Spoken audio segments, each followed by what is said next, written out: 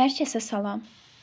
1 stəkan vermişli 100 qram çörək yağında yantar rəngində olana kimi qovurub, üzərinə 1 stəkan nişastası gedənə kimi təmiz-təmiz yuyulub, suyu süzülmüş düyünü əlavə edib 2 dəqiqə qovururam. 2 stəkan yarım qaynar su və yarım xörək qaşığı duz əlavə edib qarışdırıb, az istilikdə dəmə qoyuram.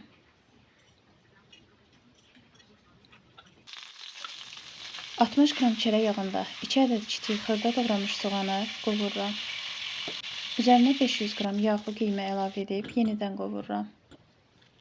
1 ədəd balqar bibəri və 3 ədəd kiçik ölçülü pomidoru rondoda çəkirəm.